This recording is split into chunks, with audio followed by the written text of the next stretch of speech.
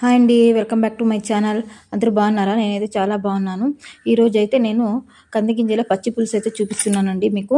నేనైతే కంది గింజలు ఉడకడానికి పెట్టేశాను, మీరు అలాగే పెట్టేయండి. తర్వాత దానికైతే 3 వంకాయలు 2 టమాటాలు అయితే తీసుకున్నానండి. అవైతే ఇప్పుడు కంది గింజల్లోకి వేసి దాన్ని కూడా ఉడకపెట్టుకోవాలండి. నేనైతే ఇప్పుడు వేసేస్తానండి. అవైతే బాగా నున్నగా ఉడకాలండి. చూడండి, నేనైతే వీడియోలో అయితే వేసేసినాను.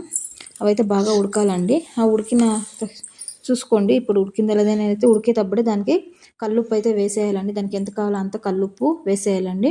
కల్లుప్పు వేసిన తర్వాత అవి బాగా ఇంకా ముట్టి చూడాలండి, ఇలా ఉడికిందా లేదా అనేసి. తర్వాత పచ్చిపులుసుకి అయితే నేను పచ్చిమిర్చి, వెల్లుల్లి, తర్వాత ఎర్రగడ్డ, మళ్ళీ కొత్తిమీర అయితే వాడుతున్నానండి. ఫస్ట్ వెల్లుల్లి అయితే ఇలా స్మాష్ అయితే చేసుకోవాలండి. మీరు చేతిలో కూడా పిసుకోవచ్చు, చాలా బాగుంటుంది.